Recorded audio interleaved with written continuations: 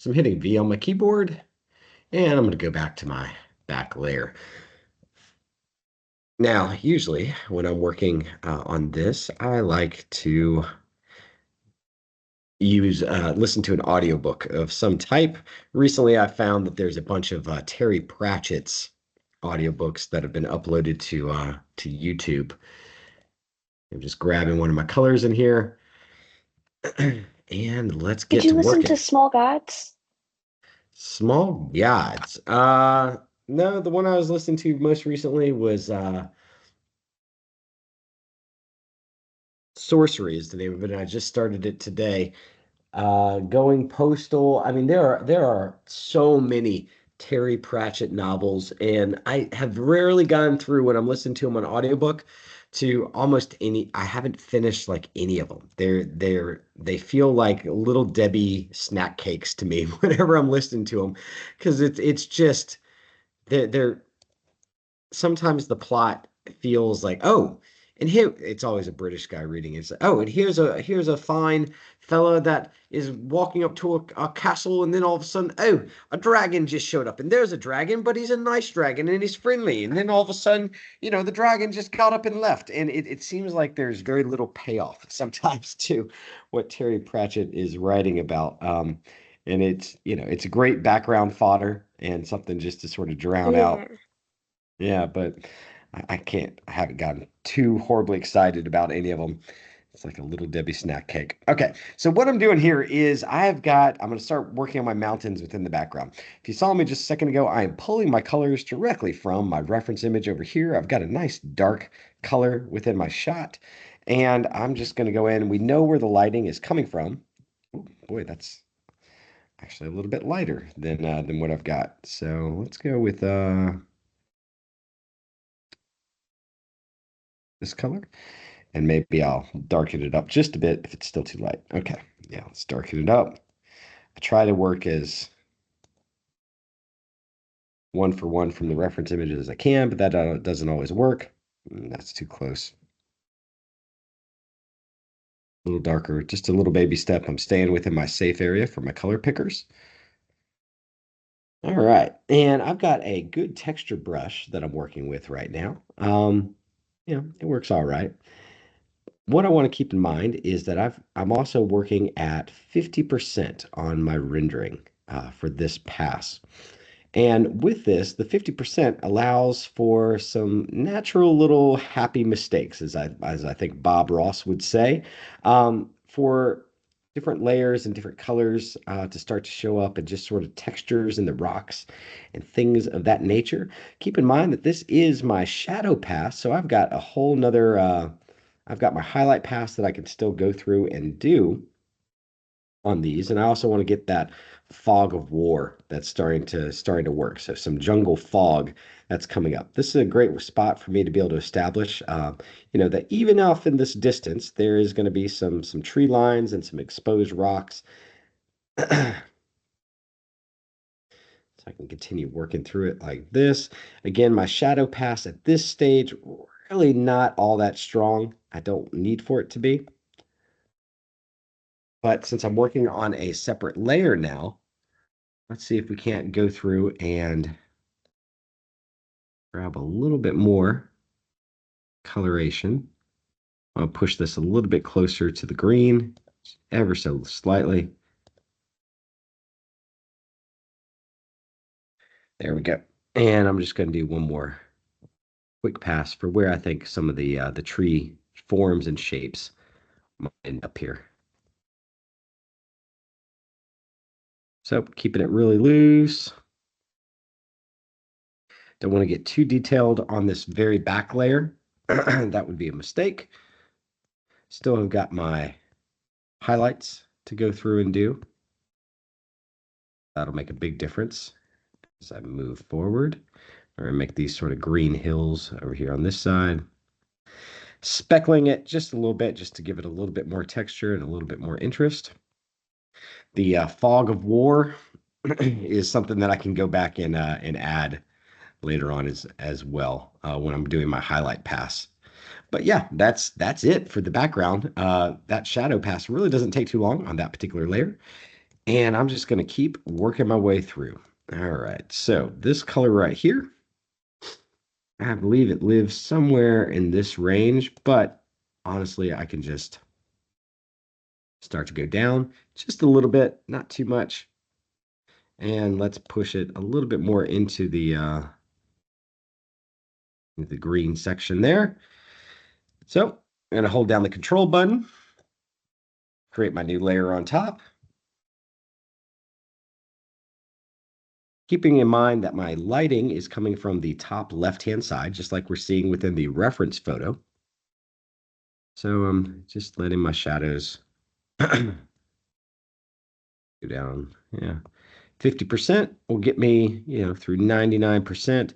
It also allows me to build up just a little bit slower with my colors.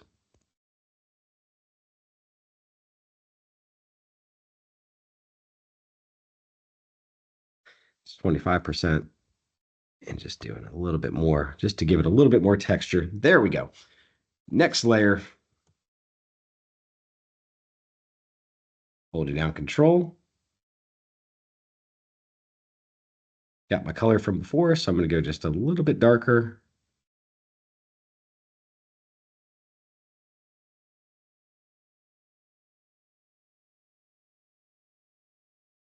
Still on 25%, so I've got some natural gradient and buildup that I can create here. There we go. That'll work. Just hitting Control Z, I want to go a little bit further down to the base. So now we're starting to get that texture within there. Next up, working my way forward still. This is a fun one. So I've got my color. And I think this is, all right, we are just super, super saturated there. And we're getting pretty close to black, which is a problem.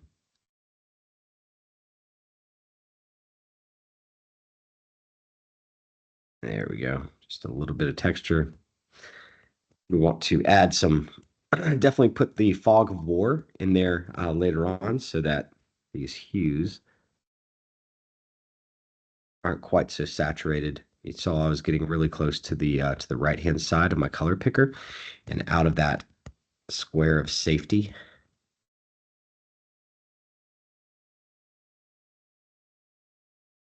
There we go. Darken all those guys up. And we're starting to get some texture in there. That's what we want.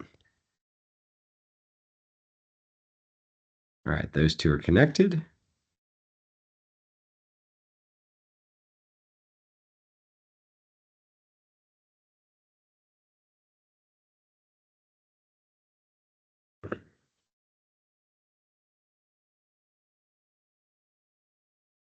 So what I'm trying to do here is I want to create some areas of high contrast. I know I've got my shadow or my highlight pass that I'm going to do later on. So where this is going to be highlighted up on the rim, I want to create a dark shadow really close and next to it so that it'll make it visually pop just a little bit more. There's a Japanese artist that's been get his stuff posted and going viral on Facebook and Instagram recently who works with these optical illusions. And I'm always amazed that they're still able to create these optical illusions. And this guy's been showing these like color grid like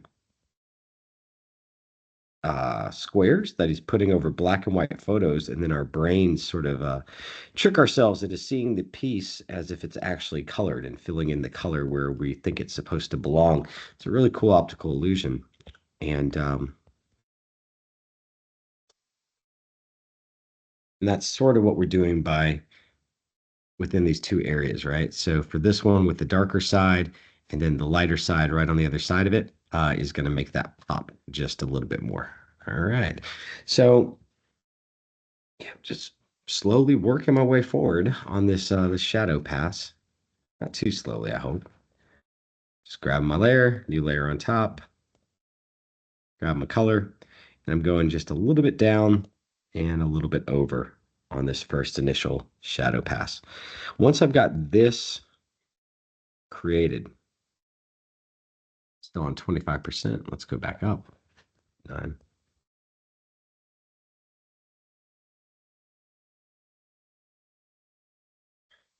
Cool. So that's got some good shading going on with it.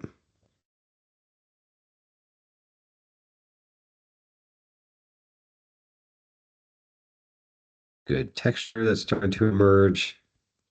Not getting too lost in the details. You can see that I'm still working relatively loose and quick throughout each one of these sections. I have created a bunch of sections for myself to work through, though. Golly. All right, I'm getting a little bit further up. So I want to go into these two guys now. This is my first piece of stone that I've really done. Everything else has been the trees up until now.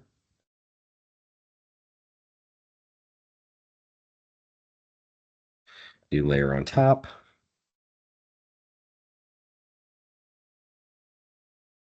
There we go.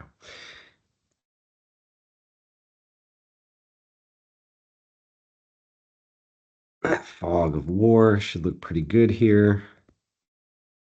Give it a little bit of shading on the tops of the trees, kind of hanging over. It go a little bit darker.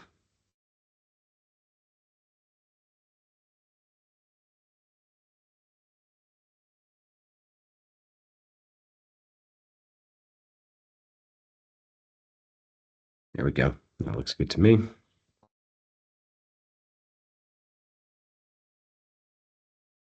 New layer. Again, this this rendering style becomes really automatic, and you can almost do this with your eyes closed once you've run it enough times. And I think it's a good working method because it really allows me to be able to with a method work through any type of environment, whether it's a sci-fi, a medieval scene, a modern rural or urban environment. And that's one of the big things I hope that you guys all get from taking this class, watching these videos, and watching me do this stuff is figuring out a working method to be able to approach any type of subject matter. And this methodology, from working from the back to the front in these passes, doing non-destructive editing, can be applied just about to any scene you can think of. And you can see how we're starting to get that little bit of shadow. We're getting some more texture that's going on with our scene. It's not overwhelming at this stage. It's in there, but it's really subtle, and that's exactly what I want. All right. So we got a whole bunch of tree right down here. Let's go in and get some of those bushes knocked out. I do really want to do this cliff over on the left-hand side, but I don't want to approach it too quickly. I want to continue to kind of warm up and get to know my painting before I jump into that section. So again, going down and over, just a little bit, new layer. And I'm constantly thinking about where my lighting source is coming from, the top left-hand side of my painting.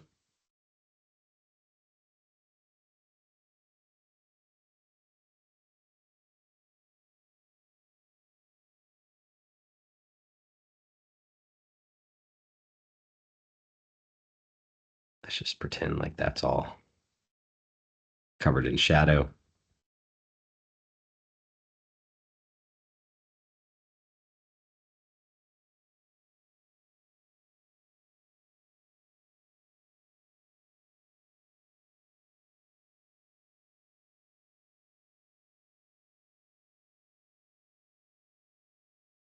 Mm, mm, mm, mm, mm.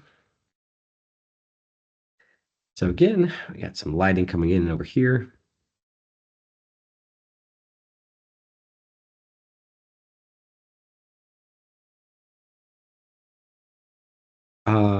Sort of what I'm creating.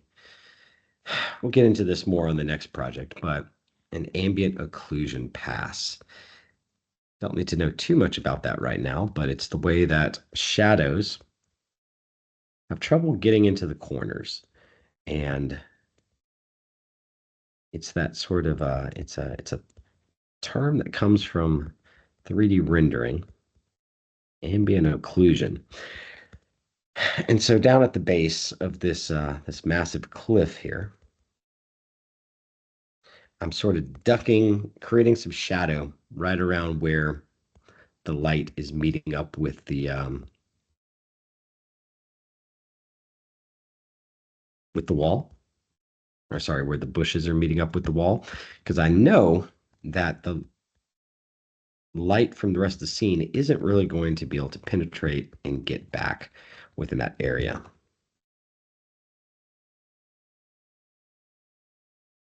There we go. So getting a little bit of a darker color through all that. It's looking good to me. Alrighty, let's do this rock wall over on the left-hand side. We've got each one of those little trees to go in and paint as well. Gosh, we'll get to that in a second. All right, so I'm pretty sure I picked like one of these guys for my shadow color. Let's give it a dark blue tone. So a new layer, still at 28%. Yeah, that'll work great. I like it. So you can see how far back I'm working on this. I think that's an important thing for you guys to keep in mind as well, is I'm not getting really uptight. I'm still working at sort of an eagle's eye view on the entire shot. I've got my pin pressure turned on so that I can affect my my brush size.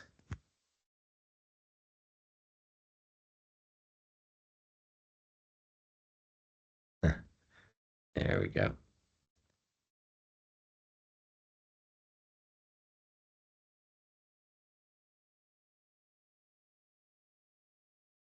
And now, because I'm working at 28%, I can really go over that stuff. I'm still maintaining some of my color from before. Just getting some of those tiny little details in there. And now let's click off of it. Yeah, look at that. Just that quick. We've got our shadow pass. That's starting to look like a highlight pass with our base color in there. That's starting to emerge a lot. So you can see, even though these look like tiny little things that I'm doing, they really do start to add up for one another fairly quickly. And yeah, the sum of their parts creates a pretty cool effect. So yeah, we've got all the tree shapes to do. I'm going to go ahead and do that now. Sorry, you guys. So we got a ton of shrubbery and greenage here. Same deal. I'm going to turn on my selection of the layer. I think we've got a darker color that's going on. Yeah, somewhat. We might end up morphing or distorting this because I'm in the very bottom right-hand side of my picture right now, and I don't want to be that dark. I do want to give it some color and some shape and form for all these little pieces.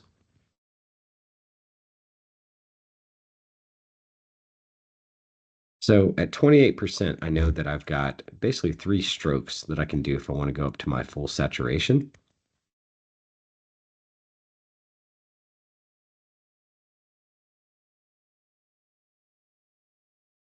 I can go over it 3 times.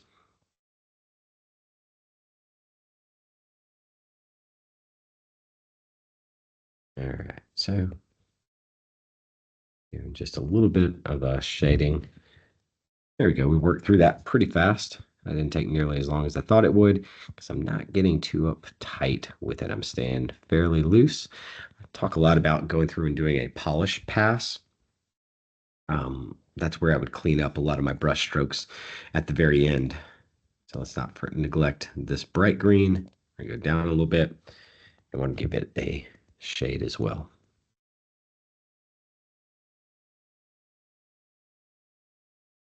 Ambient occlusion, wherever some of these little corners are at, that's when I like to fill these things in. Not making everything super bright as well. So if it's in the shadow, if it's shaded, then it's not going to get any highlights. And we can go ahead and darken that up. All right. So just that quick, we've gone through and done a quick little shadow pass on the leaves and the trees. Now I can go in and I can do my shadow pass on the big rocky surface here. This should give us a good idea of where the light is going to be hitting and arriving within the shot, and this should look pretty cool once we get it done.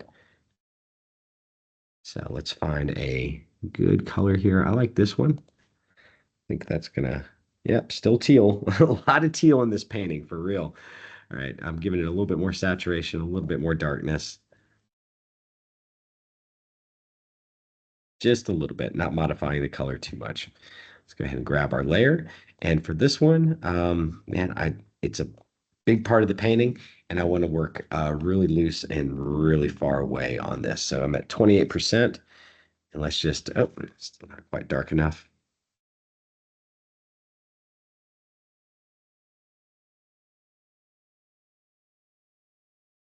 All right, so let's make some big choices. Where is that light not touching? I'm gonna say back here is where my shadow is really at its strongest. Still got some ambient light that's going to penetrate through the rest of the shot. So I don't need to make it totally dark down here, black.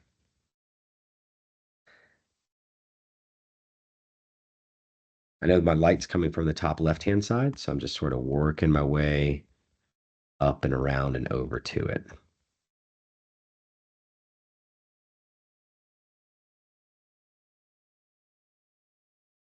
Get some of my rock crevices within there. That's a good one to.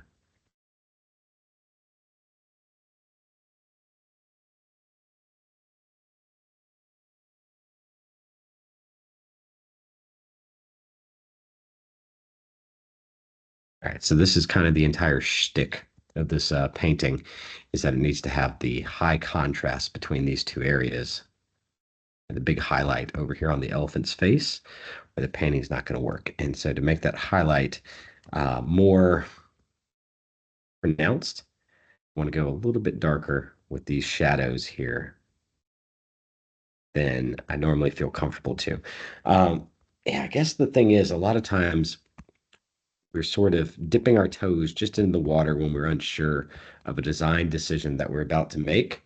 And so we don't push it quite as far as we want it to. And the paintings that we really like, that end up in the museums or the background art or the cover that makes us stop and buy the graphic novel or the comic book. When you look at them, you can feel the confidence in the art. So yeah, try and make some bold moves, some bold decisions when you're designing this stuff, and it usually pays off, right? So we can always go back and add in some of that fog of war stuff later on. For the most part, I think we're feeling pretty good here. I want to make sure that I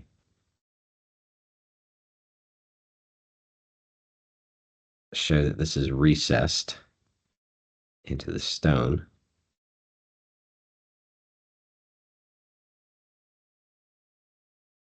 That's looking good. Give it some shadow just under the foliage again. All right, that's looking pretty good for where my highlight's going to be. Nice. So things are getting darker. Oh, I just did all that with, gosh darn it, without creating a new layer.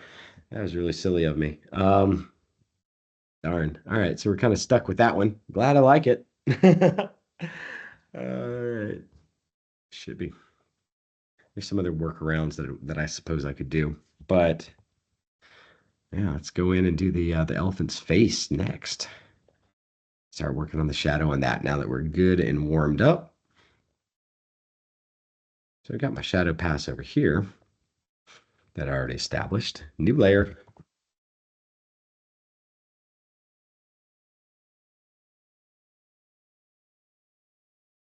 Still at 28%. So I've got those three passes to be able to paint over this thing on. So this first one, I'm just establishing a bunch of color and sort of figuring out where I want to go with it, what's going to work for me. This lets me build up a shading. Cool.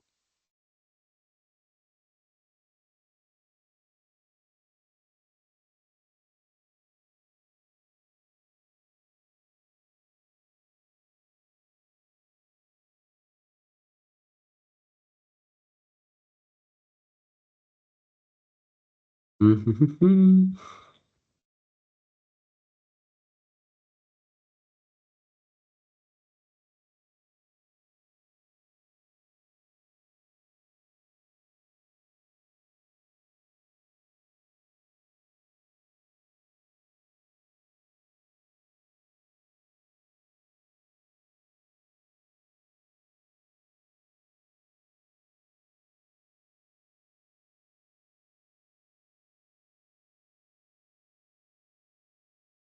So there's my second pass for my color.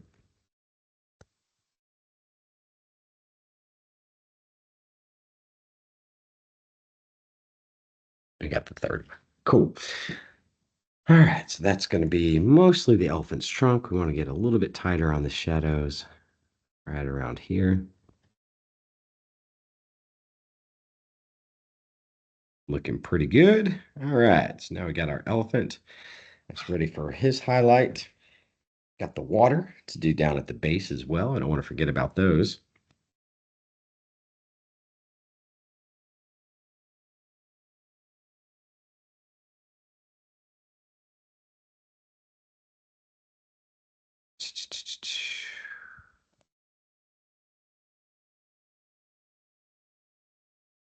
Oh man, I should have saved out a flat color version of this before I went through and did my my shadow pass for you guys to look at.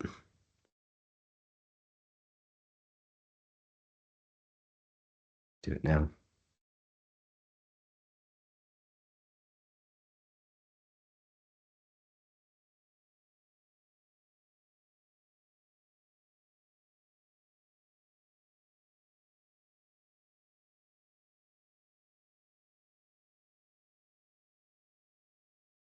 But it's really important that you start from the very back and then work your way forward with these.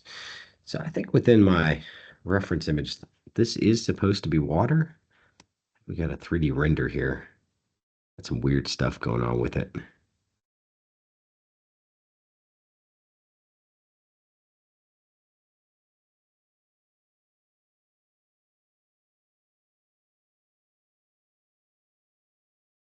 All right, so that's not quite enough. Let's go to 78%.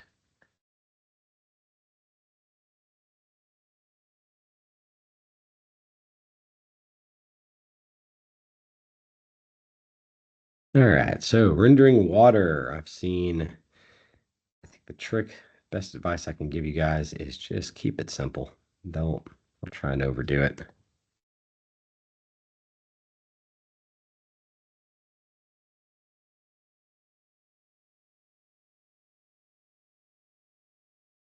Buddy.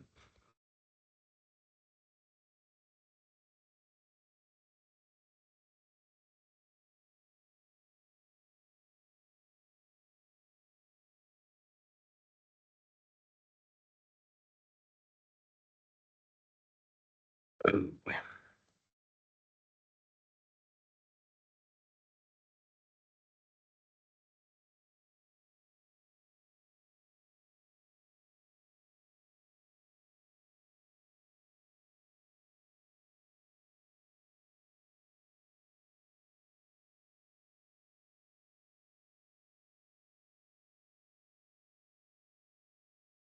all right, not touching any of the highlights yet.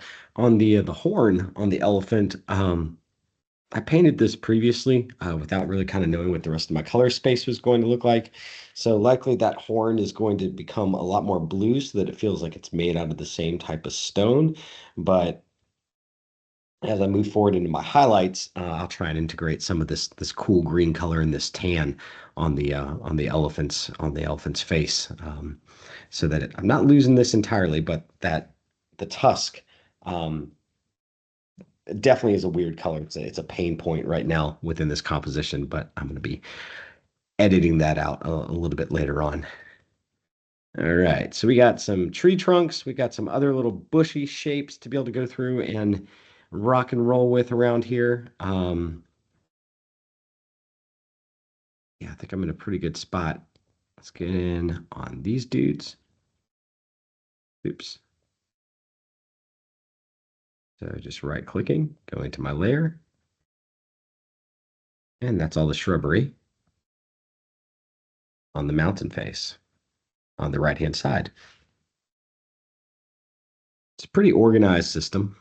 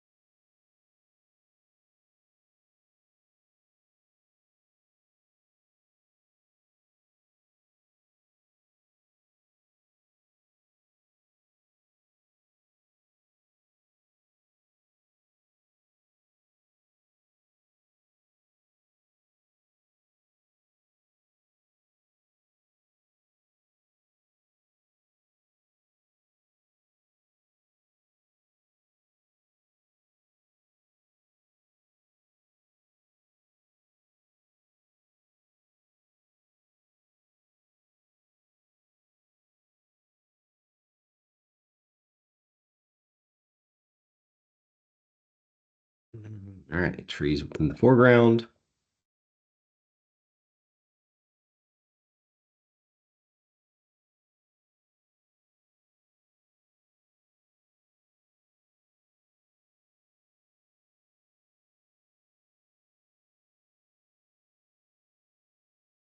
And a little bit too tight on those. I can feel it. I want to stay nice and loose. And to do that, I need to back up and out. I don't want to get too micro focused.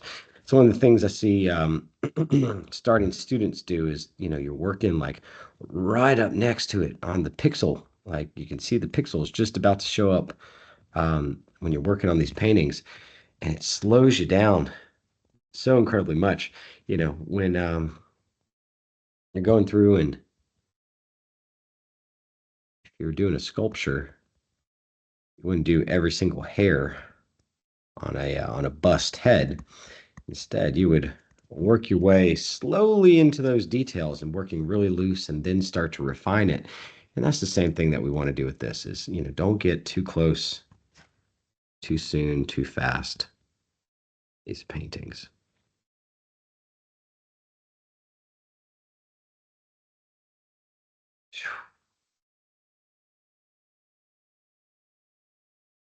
Now we got some rocks.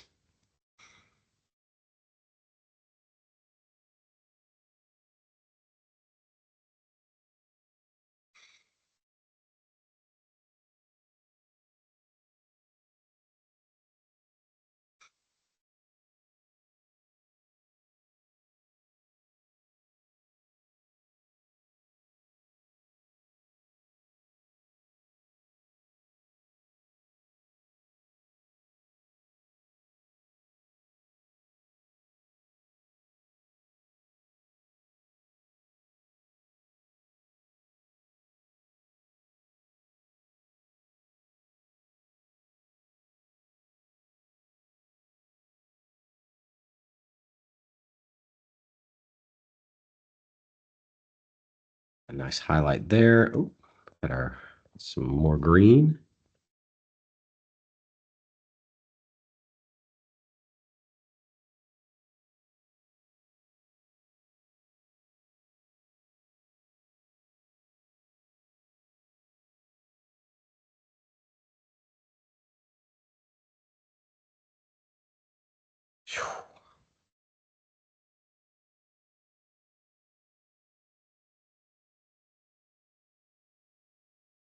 And that purple that we still want to try and work and integrate into the rest of the scene somehow.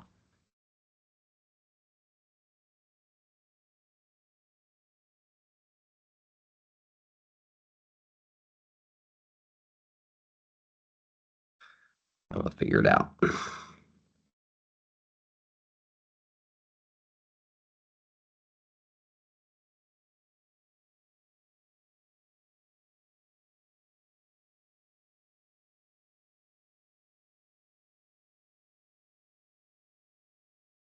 Mm.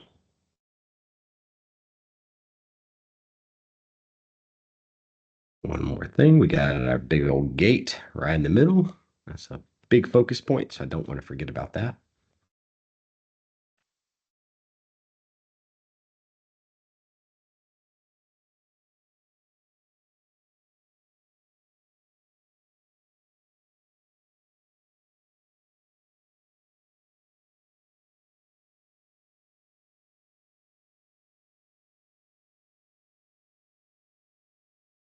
We're gonna do a lot of fun lighting effects on this thing by the end with the light kind of coming through and working its way around the gate. Also want to have some really nice highlights on there, but this is a good starting point just to be able to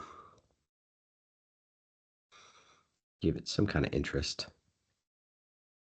Start figuring out what the form and shape on this thing is going to look like. Mhm.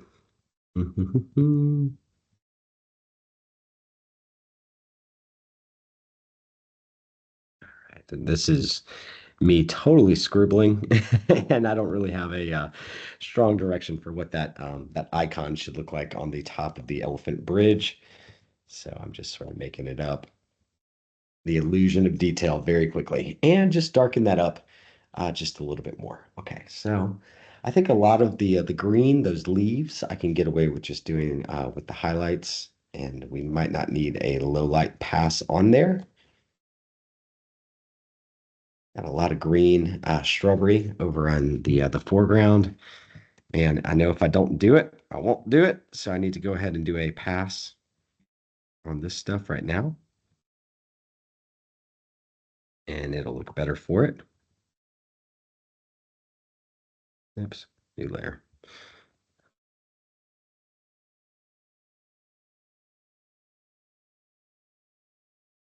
That's the moss.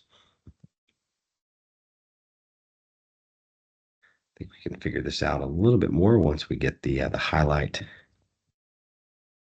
pass on there. But yeah. Okay. Cool. So that's going to conclude the first shadow pass. It is 4:55 right now, and we've got another hour and 20 minutes within this course this evening. But I wanted to give you guys an idea of just how much you can accomplish. Right? This is a lot of detail, a lot of stuff that's been added to this painting relatively quickly. I'm going to take another 10-minute break and then get back in, and I suppose I can start doing some of the highlights now. But this method, it really does work really, really fast when we're going through and creating our scene. And I'm really excited to, once we've got the highlights on their own separate layers, we can push and pull those and really start to make this thing pop and come to life. But if it's working at this stage, it's probably going to work on the next thing that we do with it as well. So if you guys think up any questions, we're going to get back to it in about 10 minutes. So at 5:06, that's when I'll jump back in and start from the back to the front doing the highlight pass. And just let me know if you think of anything or if you have anything that you want to ask, or if you want to share out your own project, and we can take a look at how that's coming along.